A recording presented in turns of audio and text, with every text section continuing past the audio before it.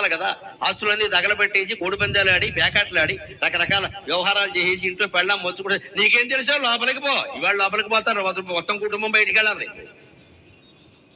మంచి మాట చెప్పినప్పుడు వినాలండి. భార్య అయినా సరే తల్లి అయినా సరే. కసిరేస్తారేంటి? మన వ్యసనాలు ఉంటాయి, రకరకాలు ఉంటాయి, రకరకాలు పాడు చేస్తుంటే ఆడాళ్ళు చెప్పకపోతే ఎవరు చెప్తారండి? ఊళ్ళో ఎవరు చెప్తారా? తర్వాత వీధిలో పడేది వాళ్లే కదా చెప్తారు. చెప్పిన మాట వినాలి.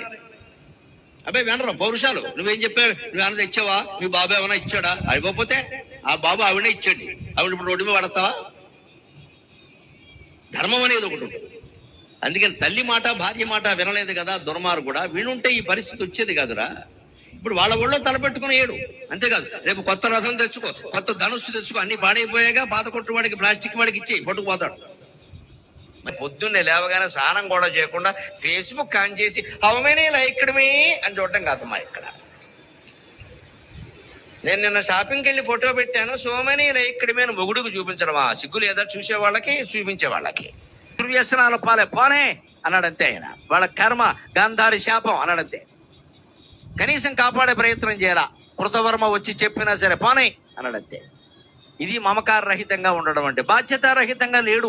వాళ్ళందరినీ చదివించాడు, పెద్దవాళ్ళని చేశాడు, అన్నీ చేశాడు. 40 ఏళ్ళు వచ్చా కొట్టుకుంటుంటే ఈయనకి పని అండి ఇక్కడ కొట్టుకోండి. పైగా ఈ ముసలితనంలో ఉండే ఓ ప్రత్యేకత ఏమిటో తెలుసు. ఈ విషయంలో మగాళ్ళు కొంచెం అదృష్టవంతులు.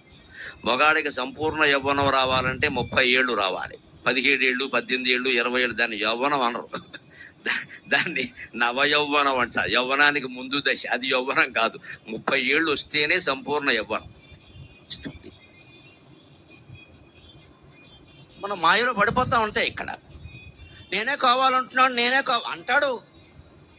90 ఏళ్ళ ఆవిడని చూపించు, నేనే కావాలంటాడేమో చూద్దాం. ఇక్కడ 90 ఏళ్ళ ఆవిడని చూసి ఆవిడే కావాలంటే అప్పుడు చూద్దాం. ఇక్కడ 90 ఏళ్ళ ఆవిడని ఎవడో అండ 20 ఏళ్ళ అమ్మాయిని ఎందుకు అంటున్నాడు? వాడికి తాళి కట్టడం ఇష్టం ఉండదమ్మా. ముఖ్యంగా అమ్మాయిలు జాగ్రత్తగా ఉండాలి. ప్రేమించాననే ప్రతి పెద్ద మనిషి పెళ్లి ప్రస్తావన దాగానే పారిపోతాడు.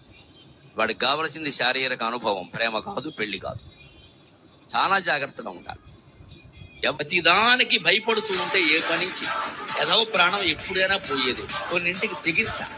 ఆ ధైర్యం లేనివాడు ఏ పని చేయరు. అన్నింటికి భయపడదు, అన్నింటికీ తోడు కావాలి. ఎవరో నలుగురు ఉండాలి. ఎవరు ఉంటారమ్మా జీవితాంతం తోడు? ఇది మనమే ధైర్యం తెచ్చుకోవాలి. నువ్వు ఆలోచించాల్సిన విధానం ఇది కాదయ్యా. భవనానికి పునాది వేసినట్టుగా పెద్ద పెద్ద బండరాళ్ళు తెచ్చి పెడదామని అనుకోక. పెద్ద పెద్ద కోరికలు, పెద్ద పెద్ద ఆశయాలు, పెద్ద పెద్ద లక్ష్యాలు పెడితే ఇది ఉండే భవనం కాదు, కూలిపోతుంది. ఇది భౌతికమైన పునాది వేరు, నైతికమైన పునాది వేరు. భౌతికమైన పునాదికి వస్తువులు బలంగా ఉంటాయి, నైతికమైన పునాదికి మనస్సు బలంగా ఉంటుంది. వస్తువులు ఉండవు. వస్తువులు కోరుతున్నాము అంటే మనస్సు